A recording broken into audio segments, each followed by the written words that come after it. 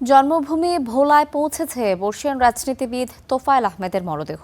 দুপুর 1টার কিছু পরে হেলিকপ্টারে করে ঢাকা থেকে আসে মরদেহটি। জেলা স্কুল মাঠে হবে তার দ্বিতীয় জানাজা, পরে গ্রামের বাড়ি কোড়ালিয়ায় নেওয়া হবে তাকে। সেখানে তৃতীয় দফা জানাজা শেষে চিরনিদ্রায় শায়িত হবেন মায়ের কবরের পাশে। তার জানাজায় সামিল হতে এরই মধ্যে স্কুল মাঠে আসছেন রাজনীতিবিদ সহ নানা শ্রেণী পেশার মানুষ। সোমবার রাজধানীর স্কয়ার হাসপাতালে চিকিৎসাধীন অবস্থায় মৃত্যু হয় 9 বারের এই সংসদ সদস্যের।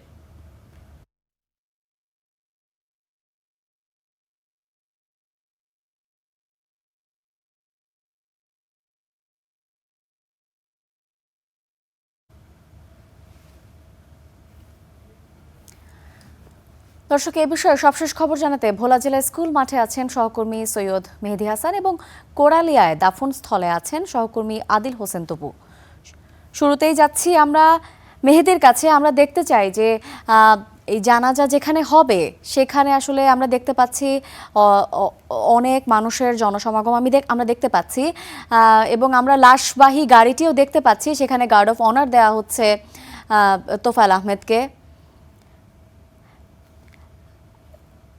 জানাজা কখন শুরু হবে এ বিষয়ে বিস্তারিত জানানোর জন্য আমি আমার সহকর্মী মেহেদীকে অনুরোধ করছি আমাদেরকে বিস্তারিত জানাবেন যে জানাজা কখন শুরু হবে, দ্বিতীয় জানাজা, এবং এরপরে তৃতীয় জানাজা কখন শুরু হবে, বিস্তারিত জানাবেন।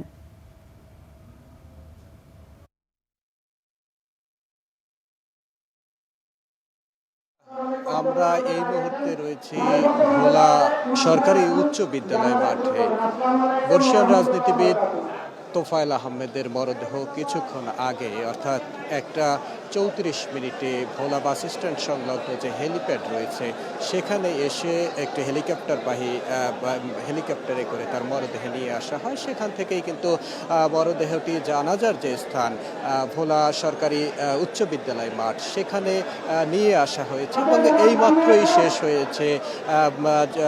তোফায়েল আহমেদ একজন বর্ষিয়ান রাজনীতিবিদ, 69-এর গণ অভ্যুত্থানের নায়ক ছিলেন।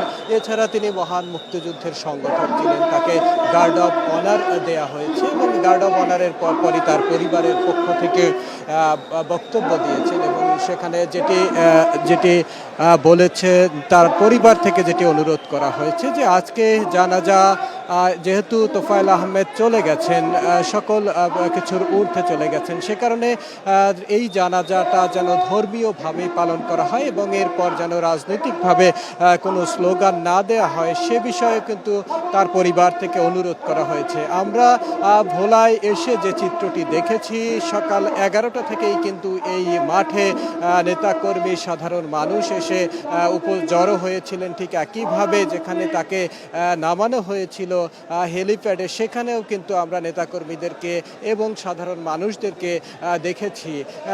এখন এই ভোলা উচ্চ বিদ্যালয়ের মাঠের চিত্রটি যদি একটু বলি, যেহেতু প্রচণ্ড রোদ্দুর, সেই রোদের মধ্যে তাপদাহের মধ্যেও কিন্তু হাজার হাজার মানুষে ইতিমধ্যে পরিপূর্ণ হয়ে গেছে এই মাঠ। এখানে শুধুমাত্র ভোলা না, ভোলার বাইরের মানুষও এসেছেন শ্রদ্ধা জানাতে। বাংলাদেশ তৈরির ক্ষেত্রে, বাংলাদেশের স্বাধীনতার ক্ষেত্রে অন্যতম ভূমিকা রাখা তোফায়েল আহমেদকে শ্রদ্ধা জানাতে শুধু যে ভোলার মানুষ এমন না, ভোলা থেকে বাইরে থেকেও কিন্তু এসেছে। আমি কথা বলেছি অনেকের সাথে, তারা যেমনটি জানিয়েছেন যে ভোলার মানুষ ইতিমধ্যে কিন্তু আমরা দেখছি জানাজা শুরু হয়ে গেছে আনুষ্ঠানিকভাবে এবং এই জানাজার পরই কিন্তু তাকে নিয়ে যাওয়া হবে তার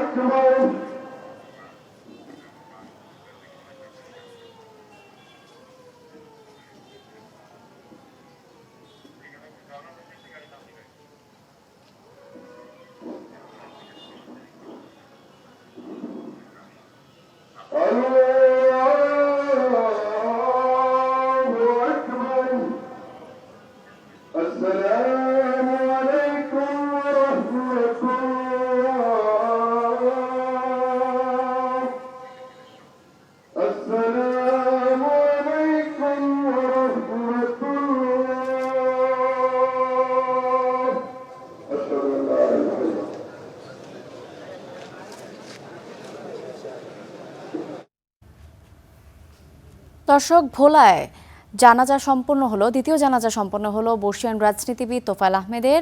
সে খবরই আমাদেরকে জানাচ্ছিলেন আমাদের সহকর্মী।